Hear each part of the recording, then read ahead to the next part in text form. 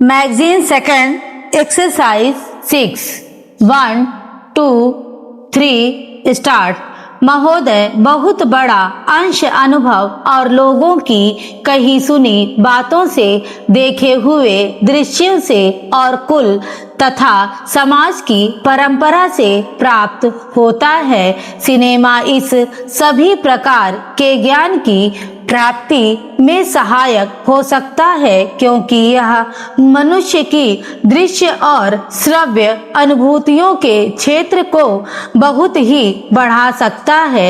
यह एक साधारण सी बात है जिसे सभी जानते हैं कि केवल सुनी सुनाई बात की अपेक्षा हम पर देखे हुए दृश्य का प्रभाव अधिक पड़ता है, और हम यदि सिनेमा द्वारा किसी चीज को देख लेते हैं तो उसका उतना फल तो नहीं होता जितना स्वयं आंखों द्वारा देखने से मिलता है।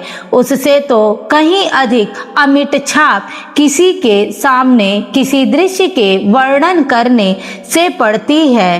मन बहलाव के भी साधन कितने ही प्रकार के होते हैं। कुछ तो ऐसे हैं जो मन बहलाव के साथ साथ शिक्षाप्रद भी होते हैं और इसके विपरीत बुरे संस्कारों का साधन बन जाते हैं। मैं स्वयं यह दावा नहीं कर सकता कि मैंने बहुत सी फिल्में देखी हैं। सच पूछिए तो मुझे बहुत कम फिल्में देखने का अवसर मिला है।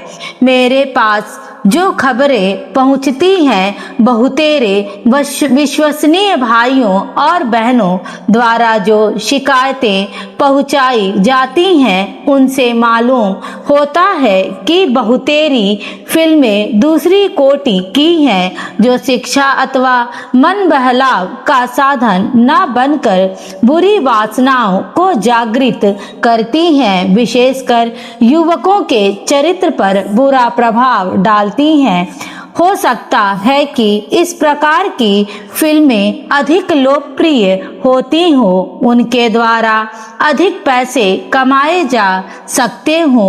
कुछ लोग यह कह सकते हैं कि फिल्म निर्माताओं का काम ऐसी फिल्मों को बनाना है जो लोकप्रिय हो, क्योंकि वे एक प्रकार की मांग को पूरा करती हैं।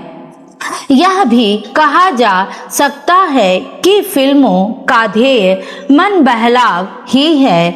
उसको तो तभी सफल मानना चाहिए जब फिल्में उन लोगों का मन बहला सकें जिन लोगों के लिए बनाई गई हो। ये सब बातें बहस के रूप में कही जा सकती हैं, पर मैं चाहूँगा कि कोई भी सिनेमा हो अथवा फिल्म के बनाने वाले हों, वे यदि अपना कर्तव्य समाज सेवा समझते हैं, और उन्हें ऐसा समझना भी चाहिए, तो उन सब के लिए ये सब बातें यही अग्राह्य नहीं तो गौण अवश्य है, और उनका मुख्य उद्देश्य तो सेवा ही होना चाहिए।